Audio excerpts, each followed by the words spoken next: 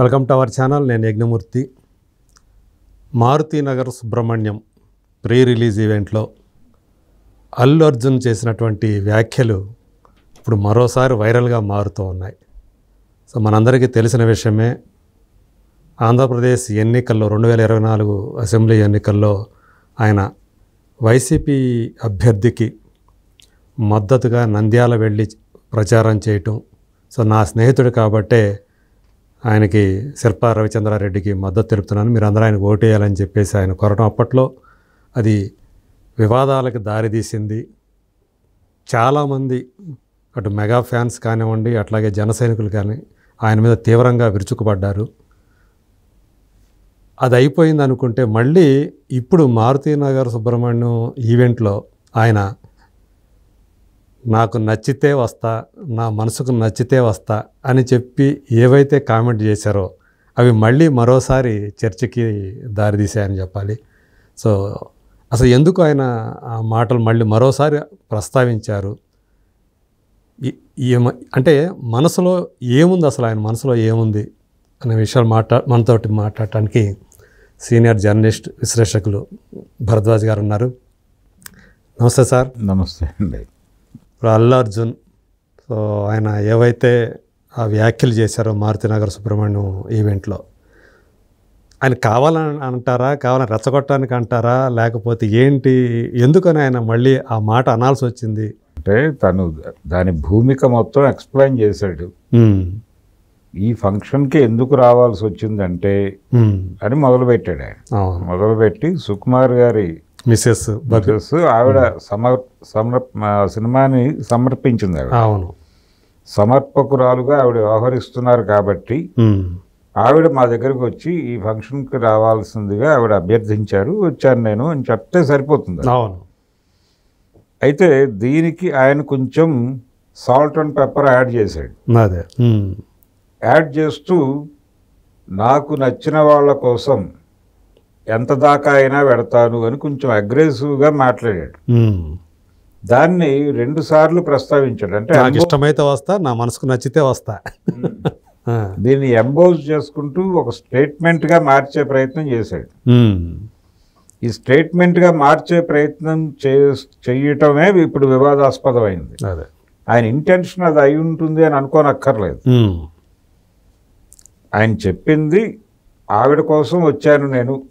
యాక్చువల్గా వచ్చే పరిస్థితులు లేము, క్లైమాక్స్ తీస్తున్నాం, పుష్ప 2 క్లైమాక్స్. సో సుకుమార్ కూడా ఎదురుగా వస్తారు కాబట్టి ఇక నేను కూడా వచ్చాను, మీ ఇద్దరు వస్తే నాకు బాగుంటుందని చెప్పేసి ఆమె అన్నారు, మీ ఇద్దరే రావాలని. అవును, ఆవిడ కోరిక మేరకు మేము వచ్చాము, కాదనటం పద్ధతి కాదు అనే ఉద్దేశంతో వచ్చాము అనేది ఆ లెవెల్లో చెప్తే అయిపోయేది. అవును. దీనికి కొనసాగింపుగా ఆయన మాట్లాడిన మాటలు ఏంటంటే, నాకు మనసుకు నచ్చితే, అదే నాకు ఇష్టమైతే నేను ఎక్కడ దాకా అయినా పెడతాను. అదే అంటే గతంలో నేను వెళ్ళి చేసింది కూడా ఇదే నాకు ఇష్టమయ్యి నాకు నమస్తే.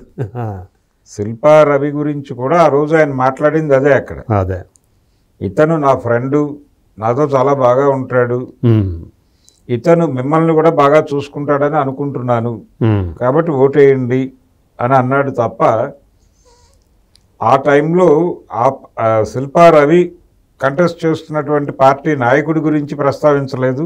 అవును, ఆ పార్టీ గురించి కూడా పార్టీ గురించి మాట్లాడలేదు. అలాగే ఆ పార్టీకి ప్రతిపక్షంగా ఉన్నటువంటి కూటమి గురించి, కూటమిలో ఉన్నటువంటి పార్టీల గురించి కూడా మాట్లాడలేదు.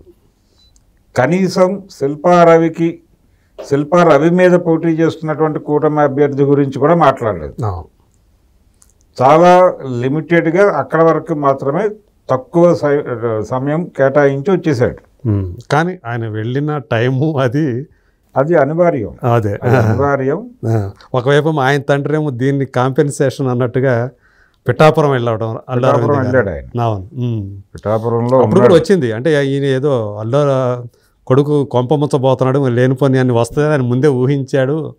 ఇప్పుడు అంటే పవన్ కళ్యాణ్ గారు ఉప ముఖ్యమంత్రి అయిన తర్వాత సినిమా పరిశ్రమ నుంచి అభినందించడానికి ఒక టీం వెళ్ళింది, ప్రొడ్యూసర్స్ వెళ్ళారు, అందులో ఆయన కూడా ఉన్నారు. అవును, అరవింద్ గారి నాయకత్వం వహించాడు. పవన్ కళ్యాణ్ పక్కన ఆయనే కూర్చున్నాడు ఆ రోజు మీటింగ్లో. అవును, ఆ మీటింగ్లో ఏం జరిగింది అనేది మీడియాకి వివరించింది కూడా అరవింద్ గారే. అంటే స్పోక్స్మన్గా వ్యవహరించాడు ఆ టీంకి ఆయన. అవును. కాబట్టి మా మధ్య రిలేషన్స్ బాగానే ఉన్నాయి, మీరు అనవసరమైనటువంటి స్పెక్యులేషన్స్ చేయొద్దు అని చెప్పి ఒక రకమైనటువంటి ఇండికేషన్ ఆయన పదే పదే ఇస్తున్నారు అరవింద్. ఆయన ఇచ్చిన ప్రతి సందర్భంలోని ఇప్పుడు మొన్న బన్నీ బాసు గారు మాట్లాడాడు ఇది. ఆయన కొంచెం ఉన్నప్పటికీ కూడా కొంచెం ఏదైనా ఉంటే తేడాలు ఉంటే కనుక అవన్నీ సర్దుమణిపోతే పెద్ద అని చెప్పాడు. అవును. దాని గురించి పెద్దగా సీరియస్గా పట్టించుకోకండి అని. అయితే అల్లు మెగా ఫ్యామిలీస్ మధ్య అంటే ఏదో ఉంది అనే స్పెక్యులేషన్ చాలా కాలంగా ఉంది. అంటే తను అగ్రెసివ్గా అల్లు అర్జున్ మాట్లాడే విధానం ఫ్యాన్స్ గురించి, ఎందుకంటే అందరికీ ఫ్యాన్స్ ఉంటారు, నాకు ఆర్మీ ఉంది అనే ఆయన స్ట్రెస్ చేసి మాట్లాడటం. అంటే నాది మెగా ఫ్యాన్స్ కాదు, నాది అల్లు ఆర్మీ అన్నాడు అని ఆయన ప్రస్తావించడం పదే పదే. సో ఇప్పుడు కూడా అందరూ హీరోని చూసి ఫ్యాన్స్ అవుతారు, నేను ఫ్యాన్స్ని చూసి హీరోని అయ్యానని మాట కూడా మాట్లాడటం ఇదే దీంట్లో. అంటే జనరల్గా ఒక ఇన్స్పిరేషన్ ఉంటుంది. కమర్షియల్ హీరో కావాలి అనుకునే వాళ్ళు వాళ్ళ డ్రీమ్ ఫ్యాన్స్ ఉండటం అనేది, ఆ డ్రీమ్ చాలా మందికి ఉంది. ఆ డ్రీమ్ నిజం చేసుకోవడం కోసం చాలా కసరత్తులు చేసిన పెద్ద హీరోలు ఉన్నారు. అవును. ఆ వరుసలోనే ఇతను నిలబడతాడు. అంత కష్టం పడతాడు. తన మామయ్య ఏదైతే పడ్డాడో ఆ కష్టం బాగా పడుతున్నాడు అనేది మనకు కనిపిస్తూ ఉంటుంది. అవును. అలా అల్లు అర్జున్ కొంచెం ఎంబోజ్ చేసి మాట్లాడటం అనేది ఇక్కడ రెండు విషయాలు ప్రస్తావనకు వస్తున్నాయి. ఒకటేమో శిల్పా రవి కోసం తాను వెళ్ళటాన్ని ఈ వేదిక మీద నుంచి ఆయన జస్టిఫై చేసుకున్నాడు అనేది ఒకటి. అవును. రెండోది నాకు ఇష్టమైతే వస్తాను అని చెప్పటం ద్వారా ఆయన వెళ్ళని ఏరియా పిఠాపురం, ఇష్టం లేదు కాబట్టి వెళ్ళలేదు అనేది కూడా అనే కాంటెక్స్ట్ లోకి తీసుకెళ్లి స్టేట్మెంట్ని, ఇది సీరియస్ గ్యాప్ ఉంది, అది కేవలం ఆ ఫ్యామిలీ బ్రాండ్లోకి వెళ్ళటం ఇష్టం లేదు వీళ్ళకి అనేది ఒకసారి ఎస్టాబ్లిష్ అయింది. అది గతంలో తనకి ఇష్టం లేదనేది చెప్తానే ఉన్నాడు, తన మాటల ద్వారా అది చెప్తానే ఉన్నాడు, కాలంగా చెప్తున్నాడు. అంటే వీళ్ళు విడిగా అల్లు స్టూడియోస్, అల్లు ఎంటర్టైన్మెంట్స్ ఇవన్నీ పెట్టడం ద్వారా వీళ్ళు ఒక ఈ బ్రాండ్ చేయబోతున్నారు, అల్లు అనేది బ్రాండ్ అవ్వబోతోంది అనేది ఇండికేట్ చేసున్నారు. మేం మెగా కాంపౌండ్ కాదు అని. దీన్ని అరవింద్ గారు కూడా ఒకసారి ప్రపంచం ముందుకి తీసుకొచ్చి ఆయన ఏమన్నాడంటే తెలివిగా, చిరంజీవి నేను ఇద్దరం ఇండస్ట్రీలో ఉన్నప్పటికీ వేరు విభాగాల్లో ఉన్నాం. నేను నిర్మాతగా ఉన్నాను, తను హీరోగా ఉన్నాడు. సో నేను తనకు ఉపయోగపడ్డాను, తను నాకు ఉపయోగపడ్డాడు. నేను బడా ప్రొడ్యూసర్ కావటం వెనకాల చిరంజీవి గారి పాత్ర ఉంది, అలాగే చిరంజీవి గారి ఎదుగుదలలో కూడా నా పాత్ర ఉంది. ఇలా మేము ఒకళ్ళకొకళ్ళు కోఆపరేట్ చేసుకుంటూ ఒకళ్ళు పెంచుకుంటూ వెళ్ళాం. కానీ ఇప్పుడు మా ఇద్దరు పిల్లలు ఒకే ఏరియాలో ఉన్నారు, ఇద్దరు నటన అనేటువంటి ఫ్యాకల్టీలో ఉన్నారు. సో అక్కడ పోటీ అనివార్యంగా ఉంటుంది, ఈ ఘర్షణలు జరుగుతాయి, మీరు ప్రిపేర్ అయి ఉండండి అని ప్రపంచాన్ని సిద్ధపరిచాడు ఆయన. ఓకే. ఆ సిద్ధపరిచిన ప్లాట్ఫామ్ మీద గొడవలు జరుగుతున్నాయి కాబట్టి ఇప్పుడు మళ్ళీ ఆయన పెట్రోల్ పోసాడు. అయితే దీన్ని ఈ స్టేట్మెంట్ ఇవ్వటానికి ముందు అరవింద్ గారితో మాట్లాడాడా ఇది, లేకపోతే మాట్లాడకుండా మాట్లాడాడా అని కొంతమంది కామెంట్ చేస్తున్నారు. Okay. Day to day activity discuss చేసి వ్యూహాత్మకంగా ప్రతి సందర్భంలోనూ వ్యవహరించాలనేది ఏం లేదు. సో ఈ ప్రకటన చేస్తున్నారు నేను అక్కడికి వెళ్ళి అని ఆయన అరవింద్ గారితో చెప్పే అవకాశం లేదు. సో అరవింద్కి సంబంధం లేని గొడవ ఇది. అదే అంటే ఈయన ఏదో అన్యాపదేశంగా అన్నా లేదా ఏదన్నా నర్మగర్భంగా అన్నా ఇతను అంటున్న ఏదైతే చేస్తున్న వ్యాఖ్యలు అల్లు అరవింద్కి తలనొప్పిగా మారుతున్నాయి, ఆయన సర్ది చెప్పుకోలేక ఇబ్బంది పడుతున్నాడు, ఇది అవతల ఆ కాంపౌండ్కి అనేది కూడా వస్తూ ఉంది. చర్చ జరుగుతుంది. ఆయన బహుశా నేను అనుకోవటం అరవింద్ గారు దీన్ని ఎలా రిసీవ్ చేసుకోవాలో అలాగే రిసీవ్ చేసుకుని ఉంటాడు. దీని మీద ఎవరు ఏం మాట్లాడినివ్వండి, మనకు సంబంధం లేదు. గతంలో కూడా ఆయన మాట్లాడలే అవును ఈ టాపిక్, రెస్పాండ్ కాలేదు. రెస్పాండ్ కాలేదు. ఈ మధ్య ఆయన రెండో కుమారుడు సినిమా రిలీజ్ అయినప్పుడు, చిన్న కుమారుడు, మూడో కుమారుడు శిరీష్ సినిమా వచ్చినప్పుడు అందులో జై బాలయ్య అనే ఒక డైలాగ్ ఉంటుంది. బంటి బంటి బంటి సినిమాలో జై బాలయ్య అని అవును డైలాగ్స్ ఉంటాయి. ఆ టైంలో మళ్ళీ ఒక చర్చ, ఏదో గ్యాప్ ఉంది అందుకని జై చిరంజీవి అనకుండా జై బాలయ్య అన్నాడు అక్కడ. అదే తర్వాత అన్స్టాపబుల్ చేయటం వాళ్ళ ఆధ్వర్యంలో జరిగినటువంటి ఒక కార్యక్రమానికి హోస్ట్గా బాలకృష్ణ గారిని పెట్టడం, అది ఆయనకి చాలా ఉపయోగపడటం. బాలకృష్ణ గారికి విపరీతంగా ఉపయోగపడింది. అంటే వీళ్ళకి కూడా వీళ్ళు అనుకున్న టార్గెట్ రీచ్ అయ్యారు ప్రోగ్రామ్ డిజైన్ చేయటం ద్వారా. అవును, ఇద్దరు ఉభయులు లాభపడ్డారు దాని ద్వారా. అయితే ఆ కార్యక్రమానికి చిరంజీవి గారు గెస్ట్గా వస్తాడు అని రకరకాల స్పెక్యులేషన్స్ వచ్చినాయి, రాలేదు ఆయన. ఇప్పుడు థర్డ్ సీజన్ ప్రారంభం అవుతుంది, దీనికి డెఫినెట్గా వస్తాడు. ఎందుకంటే రేపు వాళ్ళిద్దరూ కలిసి ఒక వేదిక మీద పాల్గొనబోతున్నారు 1వ తారీఖు.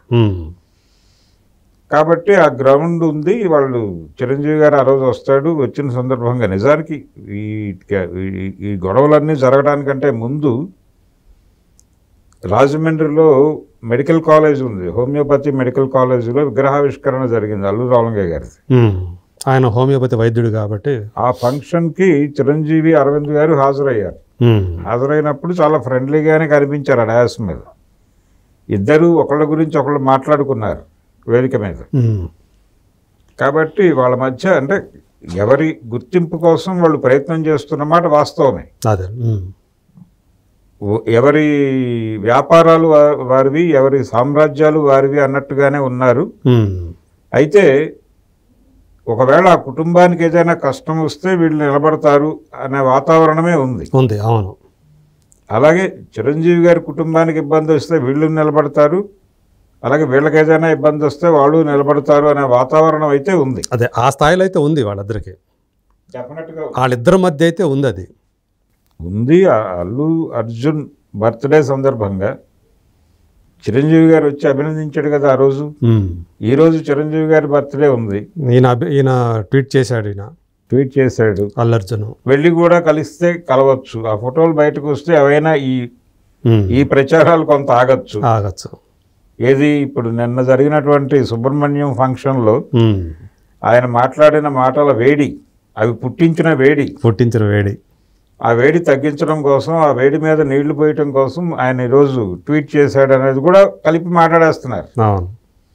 ఇప్పుడు ఆయన పర్సనల్గా వెళ్ళి చిరంజీవి గారి ఆశీర్వాదం తీసుకుంటే ఇద్దరు, ఇప్పుడు చిరంజీవి గారు ఫర్దర్గా చేయాలి అనుకుంటున్నటువంటి డైరెక్టర్ల లిస్టులో సుకుమార్ పేరు కూడా ఉంది.